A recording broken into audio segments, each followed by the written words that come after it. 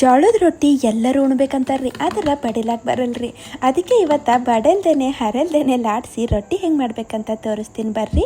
ಇಂಥದ್ದು ಒಂದು ತೆಳ್ಳಂದು plastic carry bag ತಗೋರಿ ಮತ್ತು ಸೀದಾ ಕಟ್ ಮಾಡ್ಕೊರಿ. ಈಗ ನಿಮ್ಮ ಮನೆಗೆ ಯಾವ ಬೆಳ್ಳುಣಿಗೆ ಅದನ್ನು ಅದು ತಗೊಂಡು ನಾ ಇಲ್ಲಿ ತೋರಿಸ್ದಂಗೆ ಸುತ್ಕೋತಾ ಹೋಗ್ರಿ. ಎಲ್ಲೂ ಈ ಕವರು ಮುದುಡಿ ಆಗ್ಬಾರ್ದ್ರಿ. ಮತ್ತು ಎರಡು ಕಡೆ ರಬ್ಬರ್ ಬ್ಯಾಂಡ್ ಹಾಕಿ ಟೈಟಾಗಿ ಸೆಕ್ಯೂರ್ ಮಾಡ್ಕೋಬೇಕ್ರಿ. ರೊಟ್ಟಿ ಮಾಡ್ಲಿಕ್ಕೆ ನಮ್ಮ ಆಯುಧ ಇಲ್ಲಿ ರೆಡಿ ಆಗ್ಯದ್ರಿ. ಈಗ ಒಂದು ಬಟ್ಟಲು ಜೋಳದ ಹಿಟ್ಟು ತಗೊಂಡು ಅರ್ಧಕ್ಕಿಂತ ಸ್ವಲ್ಪ ಕಮ್ಮಿ ಬಟ್ಟಲು ಬಿಸಿ ನೀರಲ್ರಿ ಕುದಿಯ ನೀರು ಹಾಕಿ ಒಂದು 2 ನಿಮಿಷ ಜೋರು ಹಾಕಿ ಘಸ ಹಿಟ್ಟು ನಾದ್ಕೋಬೇಕ್ರಿ.